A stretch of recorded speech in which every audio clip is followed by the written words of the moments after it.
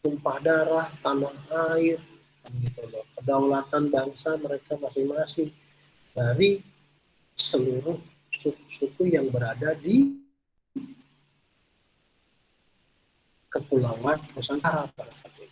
Nah, ini yang membentuk karakter nasional terjajah, teraniaya, terjajah. Nah, itu yang membuat kita memiliki semangat perjuangan untuk mengusir penjajah, semangat perjuangan yang sama dari mulai Sabang sampai Merauke dalam rangka meraih kemerdekaan. Melewati berbagai peristiwa bersama menjadi salah satu karakteristik identitas nasional. Ya. Kemudian, bentar, ini kelewat. Kemudian karakteristik yang kedua adalah kesatuan Indonesia. Bahwa berdasarkan data dari Sabang sampai Merauke yang sudah kita deklarasikan bersama, terdapat 17.504 pulau. Ya. Dan ini menobatkan Indonesia menjadi negara kepulauan terbesar di dunia. Otomatis ketika kita bicara negara kepulauan, otomatis setiap pulau memiliki karakteristik yang berbeda-beda. Dari ribuan pulau tersebut berkembang suku, budaya, bahasa yang berbeda-beda pula. Nah, tadi saya jelaskan di awal, karakteristik kita yang memiliki banyak ragam budaya ini menjadikan kekayaan kita. Ya, dalam rangka mempertahankan atau dalam rangka kita menjaga identitas nasional kita. Begitu ya. Yang berikutnya tadi ketika kita dijajah, keinginan memiliki karakteristik yang berbeda-beda, itu mengakibatkan rasa keinginan untuk merdeka. Ini yang tadi saya jelaskan di awal, bicara keinginan untuk merdeka, sehingga melahirkan kegiatan-kegiatan penting seperti adanya Sumpah Pemuda, kan perlawanan-perlawanan dari seluruh bangsa Indonesia yang ingin sama-sama merdeka dari penjajahan dalam bentuk apapun, baik fisik maupun mental. Gitu. Kemudian keinginan untuk merdeka ini juga di dalam Undang-Undang Dasar 45 dicantumkan bahwa segala bentuk penjajahan di muka bumi ini harus dihapuskan. Itu menjadi komitmen kita karena berangkat dari kondisi yang sama. Ya. Nah, sampai di sini ada yang ingin ditanyakan? Halo?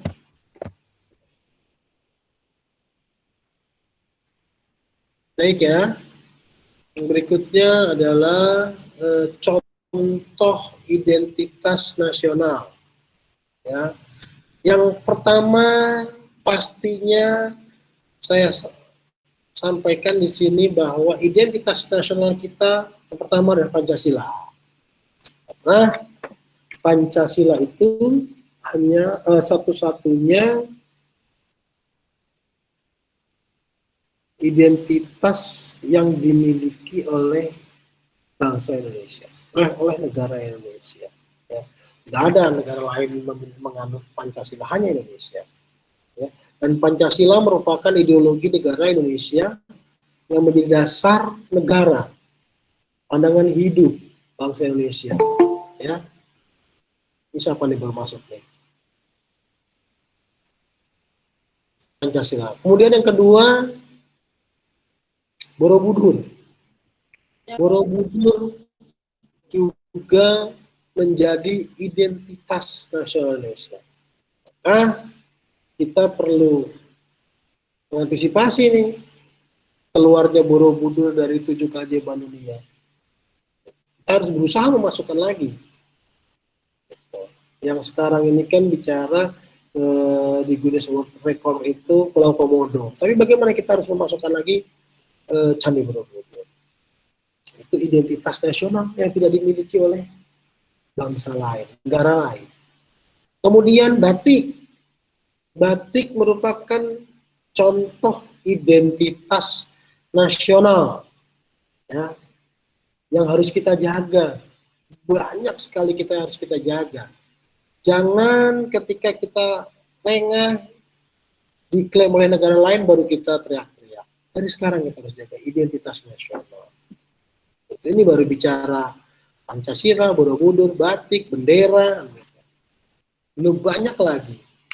Saya nggak tahu di Singapura atau di Malaysia ada seblak lah, identitas juga itu. Dan begitu. Atau makanan-makanan lagi atau rendang atau kebudayaan seperti reok Ponorogo. Gitu. Ya, semua memiliki nilai kebudayaan dan nilai identitas. Ya. Nah, jadi dikatakan bahwa kepribadian dan identitas bangsa adalah totalitas. Ya, bicara totalitas dari kepribadian individu, ya, sebagai unsur yang membentuk bangsa tersebut. Tadi saya sampaikan dari mulai ragam kuliner, ragam kebudayaan, dan lainnya dan seterusnya yang bersifat individu-individu menyatu menjadi kolektif dan membentuk bangsa tersebut. Maka kita juga harus pertahankan bahwa masyarakat Indonesia adalah masyarakat yang memiliki sopan santun yang tinggi, memiliki akhlak yang baik, gitu, memiliki nilai kebangsaan yang tinggi. Ya, itu yang harus kita pegang. Yang berikutnya,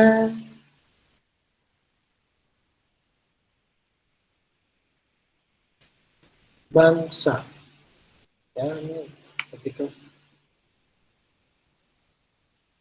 bangsa atau nation atau nasional, kebangsaan, nasionalisme atau paham kebangsaan merupakan istilah yang mengandung konsep-konsep yang sulit untuk dirumuskan.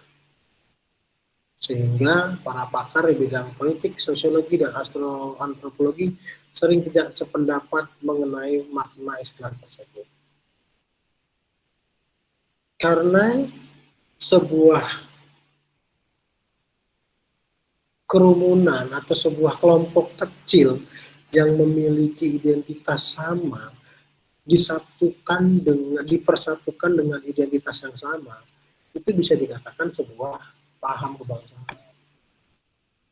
Nah, saya sampaikan di Indonesia ini banyak sekali suku bangsa yang terbentuk akibat dari banyaknya pulau-pulau. Ya, perubahan kehidupan sosial masyarakat di suatu pulau tertentu akan menambah perbedaan dengan pulau yang lainnya. Perkembangan, pemahaman, dan peradaban pulau tertentu akan berbeda dengan pemahaman dan perkembangan pulau berikutnya. Karena ke-17 pulau ini belum terkoneksi dengan menyeluruh antar pulau yang lainnya. Sehingga kebudayaan-kebudayaan di pulau, katakanlah kebudayaan yang ada di masyarakat Sumatera akan memiliki perbedaan yang sedikit, bahkan mungkin banyak dengan kebudayaan yang ada di Pulau Sulawesi. Itu bicara pulau-pulau besar. Belum yang pulau-pulau kecil.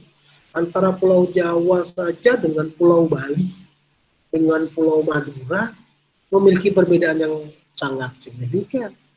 Baik dari sistem kekerabatan, bahkan kebudayaannya. Nah, ini yang menyulitkan atau menjadi bahaya laten bangsa Indonesia atau negara Republik Indonesia dalam menjaga kedaulatan dan kesatuannya, gitu ya.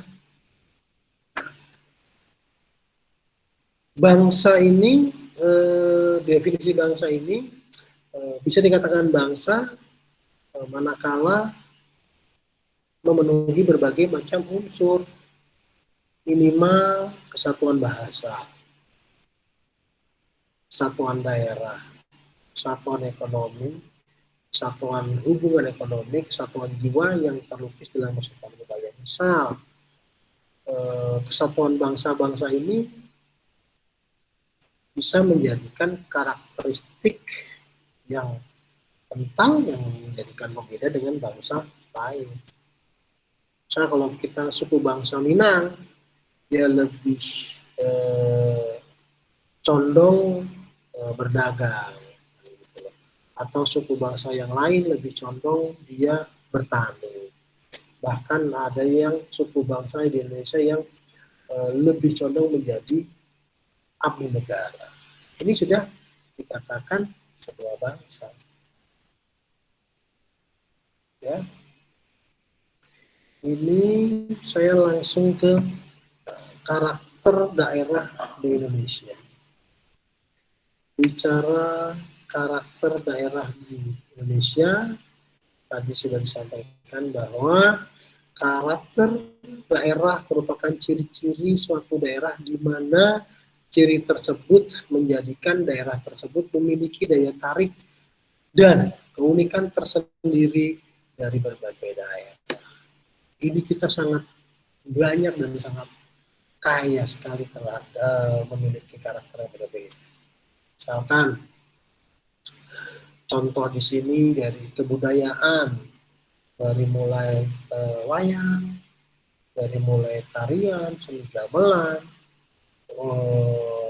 bentuk rumah, kita memiliki karakter yang berbeda dan semua itu menjadikan Indonesia memiliki ciri yang beda dengan bangsa lain. Dan ini kita harus jaga. Kemudian juga bicara tentang karakteristik kepercayaan. Ya. Kita dari Sabang sampai Merauke memiliki kepercayaan yang luar biasa. Sistem agama yang luar biasa. Nah, ini yang membuat identitas kita semakin beragam. Dan identitas yang beragam itu dibalut menjadi sebuah identitas nasional. Oke, sampai di sini ada yang ingin disampaikan? Halo.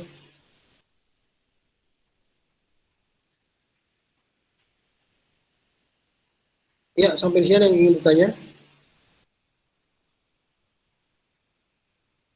Halo, halo. Ya, ada yang ingin ditanyakan?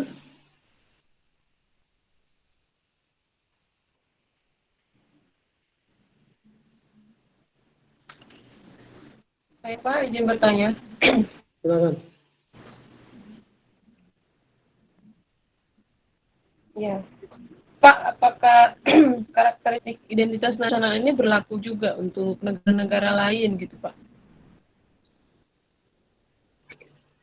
Baik, setiap negara pasti memiliki karakter dan identitas. Dan setiap negara wajib memegang teguh identitasnya. Setiap negara, misalnya gitu loh, Jepang. Identitas negara Jepang apa? Bekerja keras. Kemudian Sakura. Sakura, kan begitu.